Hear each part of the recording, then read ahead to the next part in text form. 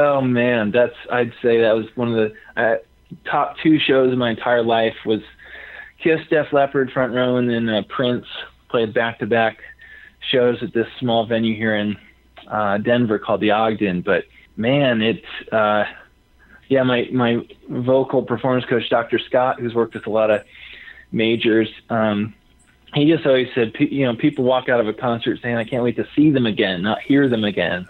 And they really take that to the max.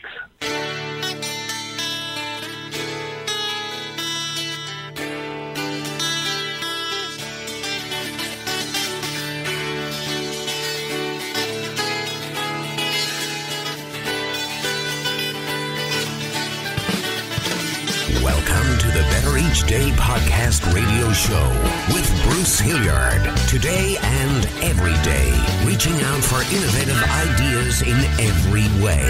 Today's show is brought to you by your future. It comes with a lifetime guarantee. Make a better each day now, baby. Better in every way. And it came to pass one day in rock and roll heaven, Gabriel summoned his flock of flying monkeys unto him and spoke thus. Taketh this glitter and spandex, hair and screaming guitars, and tell the mortals of earth that the sounds of the 70s and 80s, the glam bands of yesteryear, and the sound of a stack of Marshall guitar amps cranked up to 11 will be reborn. And we shall call it Love Stallion. And its lead vocalist will be born to boogie and raised to rock. Aaron Hart. Aaron, good morning. How are you? I'm good, man. Thanks for having me. Yeah, my burning question. How is it you got into playing 70s and 80s in 2018? It's time for it to come back. Yeah, I always, I grew up loving Van Halen and Kiss and Def Leppard and all that sort of thing, and but not really diving too deep into their music and that sort of thing. But my buddy Rob, who I'd known for years, played together in various projects, who's the co-writer for the project, he kind of grew up in L.A., caught, the end of the glam era and all the arena rock. And so had been growing up playing all those records. So we talked about what our dream band would be, and we had just started seeing a lot of those big bands like Aerosmith and Kiss and coming back and playing a lot of arenas again. And our dream band was kind of bring some of that sound back, make it our own, and make a big spectacle of it. So we, fall of 13, decided to start writing and ended up playing our first show early 15. And you had an album out, in June of this year? Yeah, we just released Unforgettable Ride, which is a 9-song CD, and that was June 2nd. We released that at the Walnut Room here in Denver. And that's original music? All original, yep. So is it influenced by the 70s and the 80s, I'm guessing? Yeah, I'd say I think our sweet spot is maybe 77 to 86, something like that, plus or minus a few years. Those are some great songs that came out of that era. And you have an incredibly good voice for this, too. It's hard to do. In fact, all the guitars, everything, there was some really rough music that came out. Very athletic music, I should say. You have to have a lot of range to do what you do. Yeah. I mean, kind of my thought on that lately is that I guess back in that time, people spent more time singing or playing guitar and rather than staring at their phones or the TV. That's my guess. You sound like somebody's dad now, when you talk like that. Well, back in my day, Yeah. But I find myself doing the same thing. It's just different. You'd like to know where it's all headed, but there's no way of telling. But I think you're right. I think there was some really good tunes and some really good artistic work that came out of that era, and I'm glad you're carrying the torch. Yeah, I think people are kind of craving more of that raw sound, something a little different than just, the three, 4 chords that are written by all the same people, in LA and New York. And yeah, I think there's been a kind of a resurgence, not just in the rock and roll, but in live music. When you do Van Halen, are you doing the Sam Halen or the original? So we don't do any covers, actually. But I get, people always ask me who I like better. I love Dave's showmanship and, his crazy outfits and kind of soulful vibe. But I also really like Sammy's songwriting, his voice. He's just such a great singer. So they're both so different. I don't know if I could say one's better. I really love them both. So you don't do any covers at all then? No, we played our first cover just as kind of a finale at our album release and brought up the other two bands and did kind of a big last hurrah. But no, we don't do any covers, and just because we want to be playing our tunes with all the time we have, but also just because we're somewhat of a unique band right now, we don't want anyone confusing us with a cover band. We want them to really know that we wrote these tunes. So yeah, you're not a tribute band. And there's plenty of those. There certainly are. The funniest one I heard of was a Willie Nelson tribute band called Half Nelson. I know. Yeah, I mean it's tempting to do because of course the music is so good. I got hit up by a Kiss tribute band wanting me to be their Paul Stanley, and I was tempted to do it, but it's just hard to do two projects, especially something so as involved as Kiss. What was the first concert you went to? Yeah, I guess the one that sticks out, and I, of course, saw local stuff in my hometown, but I think I was a freshman or a sophomore in high school, and I went to see Dave Matthews Band in an arena in Chicago, and I think I was allowed to go because my parents wanted me to keep an eye on my older brother to make sure he wasn't getting into anything. You're babysitting your older brother. That's good. Yeah. But, man, those guys, I mean, mostly kind of in high school, I just listened to what my brother was listening to, and he listened to a lot of Dave and then a lot of Metallica. And he, of course, was in control of the music and the car and all that stuff. So, but yeah, those guys were just insanely talented. Yeah, he's a great musician. No question about it. What's the first album, CD, I guess, whatever, download you got? That's another tough one, isn't it? Yeah, I would say, and it was kind of the records that either my dad or my older brother got, but the one that jumped out to me is Michael Jackson Thriller. Oh. I just listened to that over and over and over and over and over. Yeah, I think it was, maybe 91 when Michael Jackson Dangerous came out. So that's kind of the first one I remember. And then, of course, that led to listening to Thriller. I remember just rocking out and dancing to that. Did you get into, for instance, Pearl Jam, Nirvana? No, and of course that's the grunge is the antithesis of glam rock in a way. But I couldn't really get into that. I kind of, I grew up, my dad would put on vinyl Beach Boys and some more stuff like that. So I was always kind of hooked to the pop hook, big all the layered harmonies sort of thing. So, and of course Michael Jackson. So kind of had a very pop rock influence. So when that stuff came along, I just couldn't seem to connect with it too well. It isn't quite as technical as what you're naming off, especially if you name off like Queen. Wow. I mean, that's some layered harmonies there. If you look up layered harmonies in the dictionary, it's Queen.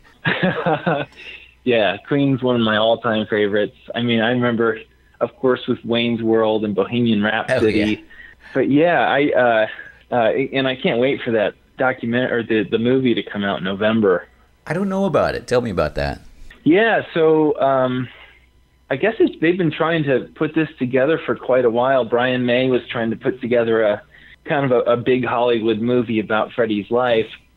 And for a couple of years, they were talking to Sacha Baron Cohen, who, he did Borat and all the other X-rated films, comedy films. So they just couldn't come to terms and agree because Sacha wanted to do kind of the full-on R or X-rated Freddie's life, the full hedonistic picture, which was, I've read the biography about it, which was pretty wild, crazy, and not necessarily family friendly. Brian was after more of that family friendly, let everyone share in this story. So apparently Sasha walked away, and they got I can't remember the guy's name who's in it now, but that's coming out. It's called Bohemian Rhapsody, I think November 2nd. Wow. I didn't know about that. One of my all-time favorite rock bands, definitely. Yeah, I don't think they have a bad song. You can listen to all couple hundred of them and not find a bad one in the bunch. I saw a little documentary, if you will, on the writing of Bohemian Rhapsody, and if I was in a session or just a rehearsal or songwriting situation and somebody came with that sketchy of pitch on what the song was going to be about, I wouldn't have gotten it at all. And you would have never known it would have turned into what it did. There was really no way to articulate it. You'd almost have to be able to play it for somebody from start to finish, Tough song. Yeah, the biography I read, everyone, even the band, was kind of like, what is this? It's twice as long as any radio song.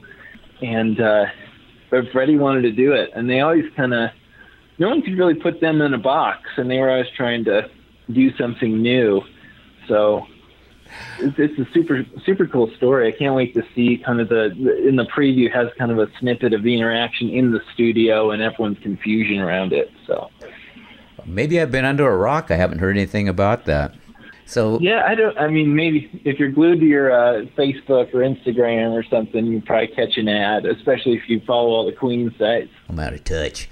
So Aaron Hart, what are your plans for the future? Currently, we're kind of storyboarding the next record. We've got a couple dozen song ideas and starting to match song titles and riffs and melodies and parts together. Trying to build up a catalog so that we can get on the road next year. So this fall is going to be focused on the writing, working on the show, planning a second music video, and then hopefully that kind of sets the stage to get out there, do some small little tours, maybe a couple weeks in 19.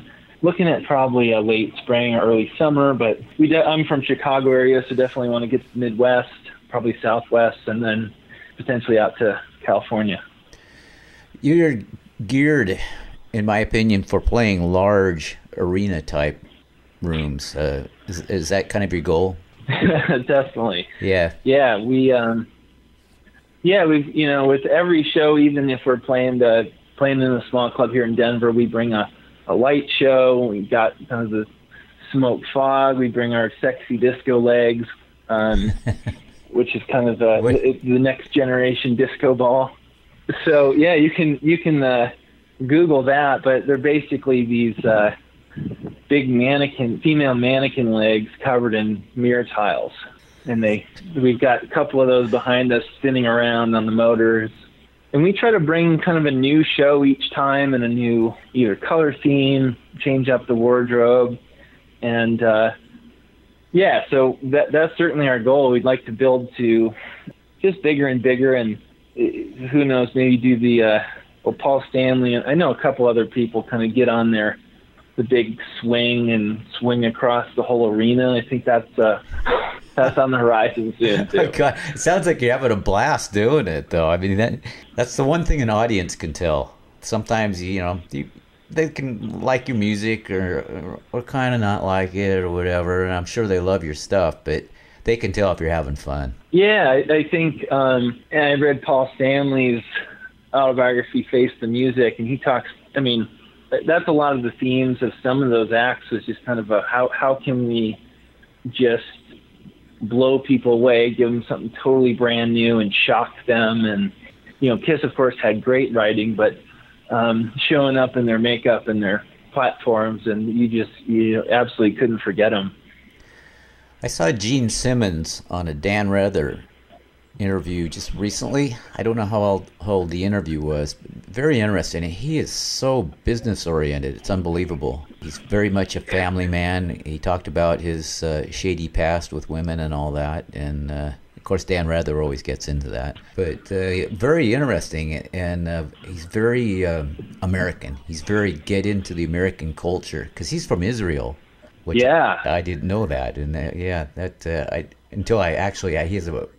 book out. It's a small book called Me, and it's about taking nothing and making it into a huge empire, basically, with all the merch, all the stuff that they've done through the years. It's pretty incredible. Yeah. He's a shut up. I did read that. Did you really? It's pretty interesting. Yeah. He's a shut up, get out of my way kind of a guy. Yeah, everything from selling fruit and all that to, he was, I don't know if it was that book or an interview, but he talks about being in a rock brand, not a rock band. Yeah. But yeah, he loves America, and take what you can get and go get what you want. He's definitely a character. When I saw Kiss, I actually saw him front row in 14, and I was right in front of Gene, about 15 feet away from him. And man, when he looks you in the eye and licks his bass and all that, it's just it's such an experience. So people will put on an old Kiss record and listen to Deuce, but it's so different to see it and feel it and see it up close too. It really changed my perspective. I think that's what they're about, really, is what you just described, the experience and everything of actually being there and just how outrageous they are. Oh man, I'd say that was one of the top 2 shows of my entire life was Kiss, Def Leppard front row, and then Prince played back-to-back shows at this small venue here in Denver called the Ogden. But man, my vocal performance coach, Dr. Scott, who's worked with a lot of majors, he just always said, people walk out of a concert saying, I can't wait to see them again, not hear them again. And they really take that to the max. I love the backstories when you hear these people talk about, because I wouldn't have appreciated Kiss as much until I heard Gene Simmons talk and read his book and everything, and it all kind of fits together now, and I see what he's doing. Doing this show, I understand that's the whole kind of goal of this thing, is for people to understand the backstory and where you're coming from and why you're doing what you're doing and how you want to connect with people and stuff like that. And the way you just described, having to see somebody live really to fully appreciate what they're doing is key. Yeah. The stories are just great too. Of so many of these big rock stars, they were driving cabs and waiting tables and really, really earned it. You almost always have to have a day gig when you're doing it. I don't know a lot of musicians actually that play full time. Yeah, absolutely. Unless you like eating mac and cheese, top ramen, and those wonderful diets that you've probably at least tested. And not by choice. I know it. Yeah, great. What do we have? I don't know. What's in the fridge? And I played a few gigs with food poisoning. Because you clean out the fridge, and that's tough because you're stuck on the stage. This is the part I'll edit out. I don't want to talk about food poisoning. So yeah, what's a good song, Aaron? Tell me something. So our first single is a song called Slow Release, and we did a music video for that. It's actually compilation footage of a headliner show we played at the Marquee Theater back in February. And then a rehearsal and some behind the scenes of the show. Our bassist Arrow's girlfriend, Gabby, put that together.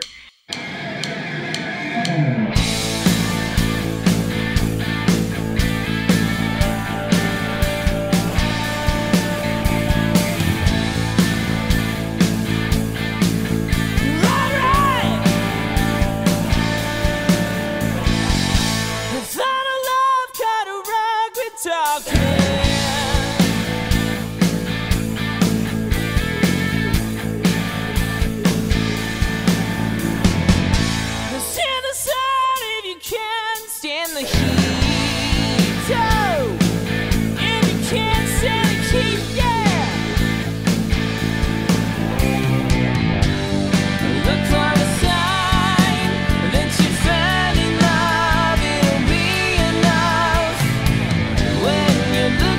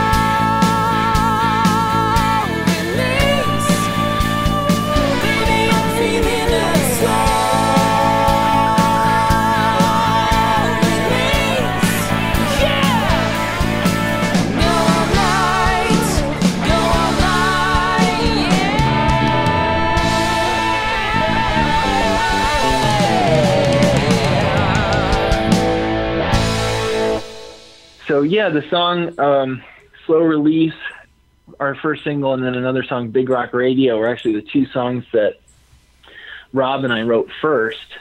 We were at a Muse concert in Denver here at the Pepsi Center, so at an arena, and that's where Rob and I got to talking of, man, we should do this arena rock. We should bring that back. And so we were throwing ideas back and forth, and went outside to get a beer, and we were just singing our ideas, saying all of our ideas into the phone. Rob was like, yeah, I think I've got some riffs for these. And he had that, the crowd shout, big rock idea, because David Lee Roth talked a lot about, he kind of coined that phrase of big rock. And so that's where that song Big Rock Radio came out of. Oh. And Slow Release, of course, kind of that double entendre, classic 80s or 70s and 80s thing that Kiss and so many of them did with their song titles. So yeah, so it certainly has that riff-driven rock, Van Halen Rat flavor. But those are two of our most popular songs as well, and tracks 1 and 3 off the record.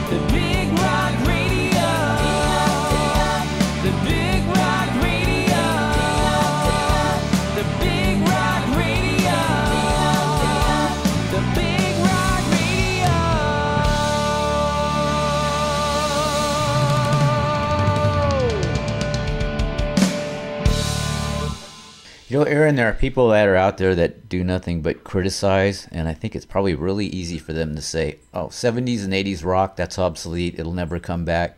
My advice, and I don't give out a lot of advice, is don't listen to those guys, man. Do what you're doing. Yeah, I think for the most part, what we've experienced is a lot of support for it, and the people who seem to attack it. My question is always, what else is going on? Did you maybe you're not able to do it, or you never picked up the guitar and you wish you did, or you've got your day job you can't get out of, or whatever it might be. There's usually something else going on behind the scenes that causes them to attack other people's art. But regardless of the genre, I think, people who are pushing through today, when it's, it seems so stacked against small indie artists, that, I'm very much about supporting other people, and the Denver music scene is just booming. And so really thankful to be here and have so many people like that. My take on that is when people give up on their own dreams, they have lots of time on their hands, and they use that time to work on somebody else's dreams. And it's usually not a good thing. Yeah, absolutely. It's maybe they're upset that you don't care about exactly that. You've got a bunch going on, and you don't have time to worry or criticize what they're doing or not doing. And you're going to do it anyway, so keep it up. Thank you so much for your time, Aaron. Yeah, Bruce, appreciate you having me. Yeah, and so you're in Denver. Say hello to Denver. I used to live there. Yeah, hey, all you Denver and Colorado folks. It's a beautiful day. Well, it's a touch hazy, but it's still warm and sunny. So. Okay, well, you have a good day. Thanks, man. All right. I'll shoot you an email as well then with a couple tunes. Sounds great. All righty. All right. Well, thanks, man. I'll talk to you soon. All right, keep up the good work. Thanks, man.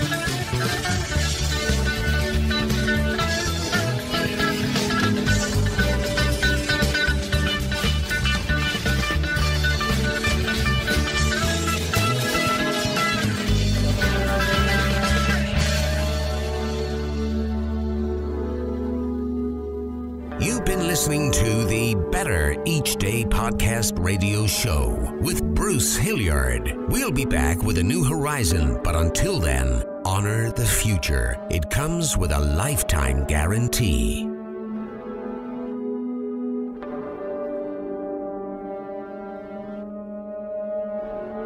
And we're all just trying to make the next day a bit better.